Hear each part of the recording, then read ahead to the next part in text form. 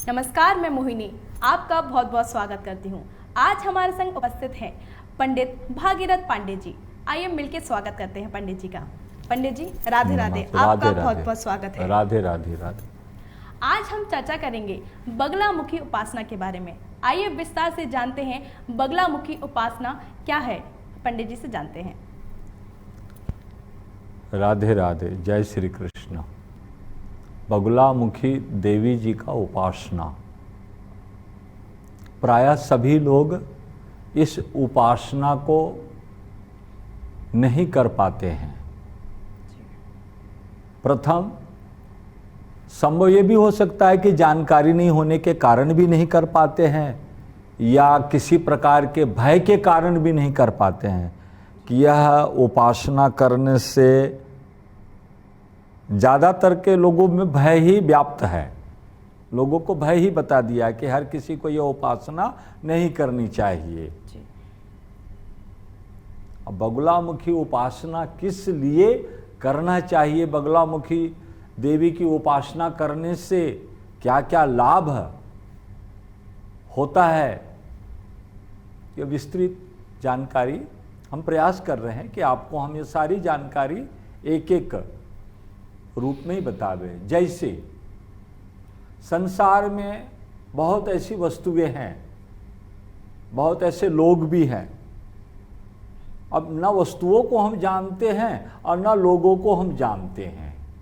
इस देवी की उपासना का मुख्य कारण यही है कि आप अपने शत्रुत्व पर अपना प्रभाव डाल सके। संसार में जहां कहीं भी आपके शत्रु है या जो भी है आपके शत्रु, अब शत्रुओं का स्वरूप नहीं होता, उसकी फिक्स फोटो नहीं होती। जैसे आपके शत्रु आपके लिए कार्य नहीं कर रहे शत्रुता वाली, पर हो सकता है कहीं आपके खिलाफ कुछ बोल रहे हो, तो वो भी शत्रुओं के अंश में आ गया। कोई ऐसे शत्रु होंगे जो बोल नहीं रहे मगर आपके लिए कुछ ना कुछ गलत कर रहे हैं, ये दूसरे क्रमांक पे हो गए। और कई ऐसे होते हैं कि जो कर भी नहीं रहे और बोल भी नहीं रहे, पर चल रहे हैं, जा करके कहीं भी आपके लिए गड्ढा खोद करके रख रहे हैं। शत्रुओं का स्वरूप प्रथम जानिए। यह उपासना का परम लाभ यही है कि आप अपने शत्रुओं पर विजय प्राप्त कर सकते हो, शत्रुओं को पराजित कर सकते हो। आपके लिए ऐसे शब्द अर्थात बोल करके जो आपकी हानि पहुंचा रहा हो, कार्य को करके जो आपकी हानि पहुंचा रहा हो, चल करके जो आपकी हानि पहुंचा रहा हो, और एक तरह से मानसिक मन में आपके प्रति एक प्रकार की घृणा भरी हुई हो, वो भी शत्रु ही है। शत्रुओं का कोई फिक्स जो है स्वरूप नहीं है कि इसे ही शत्रु बोला जाए अथवा इसे ना बोला जाए, जी नहीं। जैसे ऋण, रोग और शत्रु, इनका फोटो तस्वीर नहीं होता, कहीं पर बोला गया है। भाई रोग की कोई तस्वीर नहीं होती, ना जाने कब शरीर में रोगों का उपद्रव हो जाए, तो वो शरीर का भी शत्रु है। ऋण की उपद्रव कब आ जाए तो वो व्यापार का शत्रु है। और शत्रु जो है वो शरीर का शत्रु है। शत्रुता दुनिया में बहुत प्रकार के बताए गए हैं। इन सभी शत्रुओं पर अगर आप अपना वर्चस्व रखना चाहते हो कि जब तक मैं जीवित रहूं तब तक इन सारे शत्रुओं पर मेरा प्रभुत्व रहे, ठीक है, परमात्मा ने आपको जो शक्तियां दी है, वो शक्तियां जब कम पड़ रही है तब हमें कहाँ जाना चाहिए, हम क्या करें? भाई हम दवाई कब खाते हैं? भाई जैसा लग रहा है कि हमारे शरीर में प्रोटीन की कमी हो गई है, तो वैसे ही सारे देवी देवताओं की आराधना हम कर रहे हैं। ऐसा नहीं है, हमारे घर में पूर्वजों से कई आराधनाएं होती आ रही है। शिव जी की पूजा हो रही है, देवी जी की पूजा हो रही है, कुल देवता की पूजा हो रही है। ऐसा कोई देवी देवता घर में नहीं छूटा जिसकी पूजा हम ना कर रहे हो, परंतु फिर भी हम असहाय हैं, हम परास्त होते जा रहे हैं बार बार। ऐसे समयों में उचित मार्गदर्शन यही है। आपने जो पूछा कि भाई बगुलामुखी उपासना क्या, तो बगुलामुखी उपासना का विशेष अर्थ यही है कि आपको विशेष शक्ति प्रदान करता है। और वो शक्ति ऐसा है कि गुप्त जो शत्रु है, आपके कार्य, आपके घर में जो बिगाड़ने का काम, आपके व्यापार के ऊपर दृष्टि, आपके ऊपर दृष्टि, आपके धन पे, आपके परिवार पे, आपके कुटुंब पे, जहां कहीं भी जिस किसी की भी कुदृष्टि पड़ रही हो, इसके निवारण के लिए यह बगुलामुखी जी की शरणागति करनी है। बगुलामुखी उपास लगता है कठिन है, लेकिन नामुमकिन नहीं है। कठिन जरूर है, नामुमकिन नहीं है। विशेष तरीके से इसकी आराधना, पूजन वगैरह वगैरह सब किया जाए तो हम वर्तमान में अनेक प्रकार के शत्रुओं से भी घिरे हुए, पर पता नहीं कौन हमारे शत्रु है। पास में बैठा हुआ भी आदमी शत्रु होता है। यहां पर कुछ बोल दिया और उधर जाकर के आपके लिए कुछ और कर रहा है।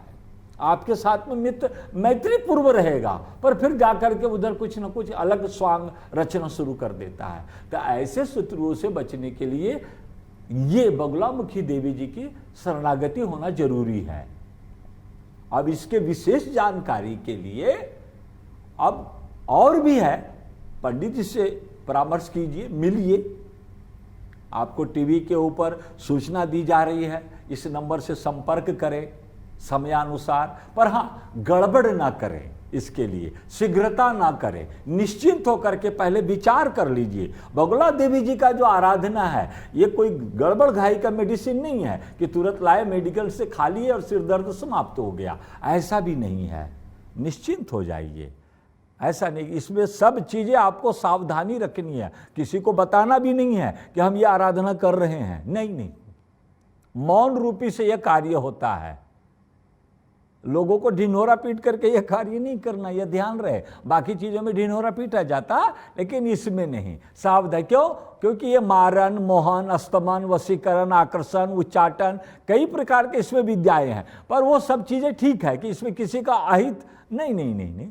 आपको केवल रक्षार्थ है, ये ब्रह्मास्त्र है। किसी का कोई नुकसान ना होवे, ये परमात्मा का बनाया। बगुलामुखी देवी जी की उपासना बोले तो ब्रह्मास्त्र कहलाता है। हनुमान जी को भी मेघनाथ ने बांधा था ना, तो ब्रह्मस्त्र तेज सांधा कपि मन किन्ह विचार, जो न ब्रह्म सर माने हो महिमा मिटे अपार। तो मेघनाथ ने भी यही ब्रह्मास्त्र का प्रयोग किया था, हनुमान जी को बांध लिया। तो हनुमान जी का कोई अंग भंग हुआ था क्या? नहीं। ब्रह्मास्त्र का काम है अब हम स्वयं भी रक्षित होवे और दूसरे की भी रक्षा करें। ये जो बुद्धि शत्रुवत जो हो जाती है, ये नहीं होनी चाहिए। तो इसीलिए शत्रुओं पर अपना बल, अपना पराक्रम, अपना पुरुषार्थ कायम रहे, इसके लिए बगुलामुखी देवी जी की उपासना करना अनिवार्य है। और इसके लिए आपको ये टीवी चैनल के माध्यम से नीचे में संपर्क दिया जा रहा है कि भाई कैसे लोगों को यह बगुलामुखी साधना करनी चाहिए। तो प्राय जीवन में बहुत सारे ये प्रश्न का, खैर वैसे तो शत्रु भाव तो प्राधान्य है ही है, लेकिन कई ऐसे शत्रुओं का स्वरूप अलग प्रकार से है कि कोई हमें शस्त्र लेकर के मारने के लिए आने वाला है, तो उस समय हम क्या करें?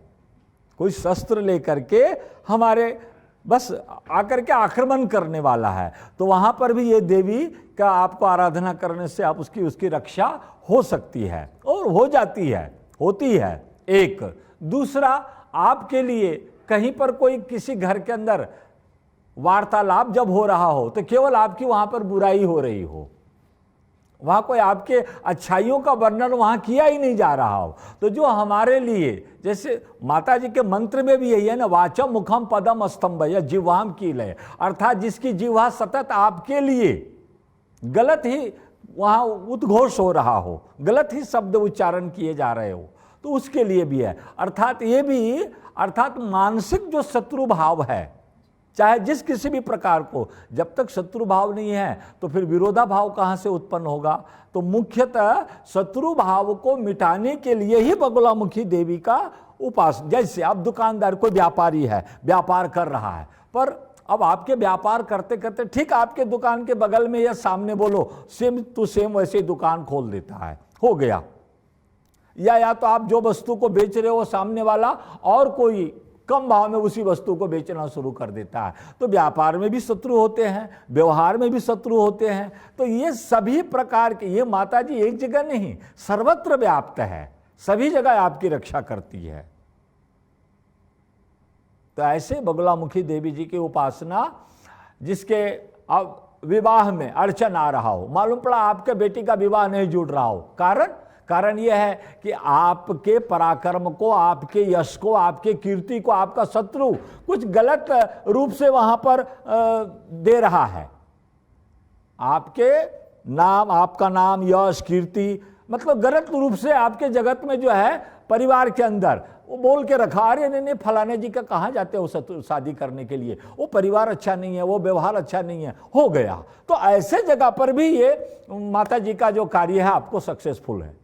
फिर आप कीजिए तो वो जो ऐसा कार्य कर रहा है कि आपकी कन्या का विवाह नहीं हो रहा हो, मालूम पड़ रहा है कि आपके सारे जो है पुरुषार्थ को शत्रुओं ने ढक करके रखा है, कुछ और बोल के रखा है सामाजिक। तो सामाजिक बोलिए, न्यायिक बोलिए, कहीं पर भी है, मुकदमाबाजी बोलिए, कहीं पर भी, हर स्थान पर विजय प्रदान करने वाला है ये। और अनेक प्रकार के इसके ग्रंथ हैं, वहाँ पर आप जानकारी भी निकाल सकते हैं।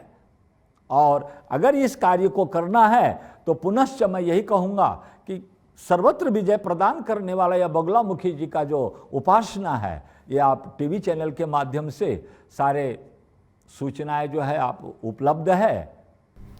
पंडित जी, जैसे कि आपने बताया बगलामुखी की साधना करने से हमको विजय की प्राप्ति होती है, हमारे लक्ष्य जो होते हैं उसकी हम प्राप्ति कर सकते हैं, शत्रुनाश होता है। और लेकिन मैं ये जानना चाहती हूँ, किन लोगों को, मतलब जो बहुत ही लोग परेशान हैं, तो वो बगलामुखी की कैसे उपासना करें? जो लोग पंडित के पास नहीं जा सकते हैं, वो घर में कैसे उपासना करें? बगुलामुखी उपासना जी प्रधानतः कठिन है, नियमावली भी कठिन है। ब्रह्मचर्य व्रत धारण करने वाला ही, जो शास्त्र की अनुमति है, वही इस व्रत को कर सकता है। एक रहा मंत्र जाप, तो मंत्र जाप के कुछ मात्राएं आपको उपलब्ध कराई जा सकती है, जिसका जप करने से, मानसिक जप करने से आपको फल की प्राप्ति हो सकती है। अब इसमें कैसा है,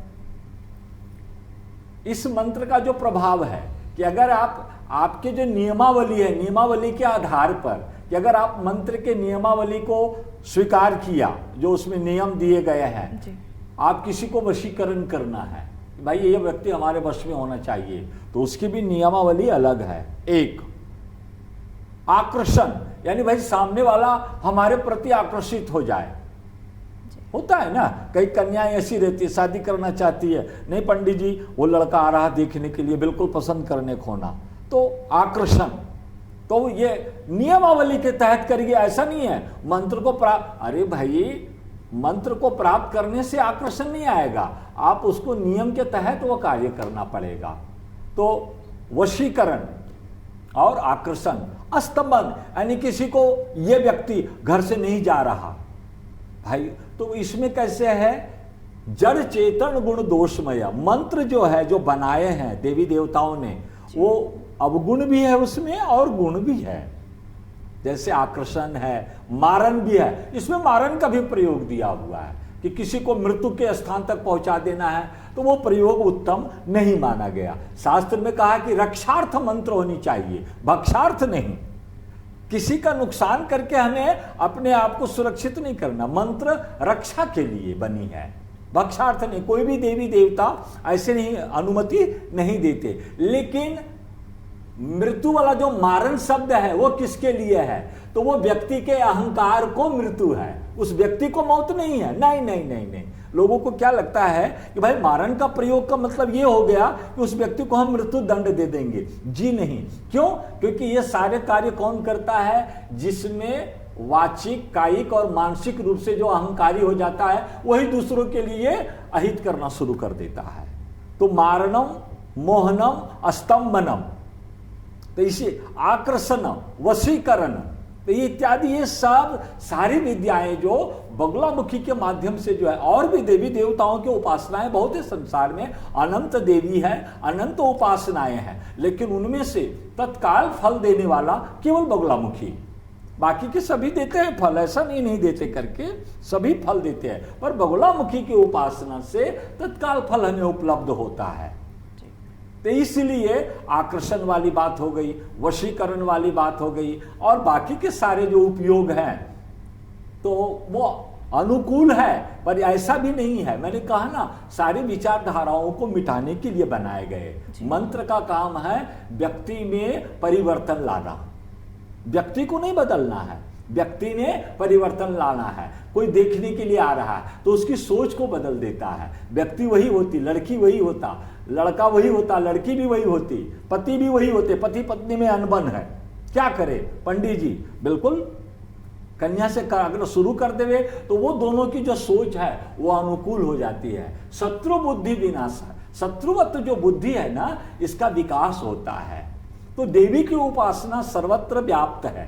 क्यों? इसलिए देवी, अभी आने वाले समयों के अंदर देवी की उपासना है, उसमें से बगुलामुखी जी की उपासना आपके लिए रक्षार्थ मंत्र है ये। और पुनश्च मैं यही कहूंगा कि सभी प्रकार के इच्छाओं को पूर्ति करने वाला, ऐसा नहीं है कि आपकी केवल एक ही कामना हो, नहीं, व्यापार में दिक्कतें हो, ब्याह में दिक्कतें हो, संतान के द्वारा दिक्कतें हो, माँ के द्वारा दिक्कतें हो, पत्नी के द्वारा हो, पुरुष के द्वारा हो, जिस किसी के भी द्वारा हो, गांव में आप किसी से पीड़ित हो, राजकीय क्षेत्र से किसी को पीड़ित है, आप कहीं से भी आप पीड़ित हैं, तो उसके लिए, उस कार्य के लिए बगुलामुखी देवी जी का शरणागत आ जाइए और अपने कामनाओं की पूर्ति करें। राधे राधे, जय श्री कृष्ण। पंडित जी, आपका बहुत बहुत धन्यवाद। आपने बगलामुखी साधना के बारे में हमारे जातकों को इतना दिव्य ज्ञान दिया, ज्ञान का सागर हमें प्राप्त करवाया। आज के लिए बस इतना ही, मुझे दीजिए इजाजत, फिर से हाजिर होंगे। नमस्कार।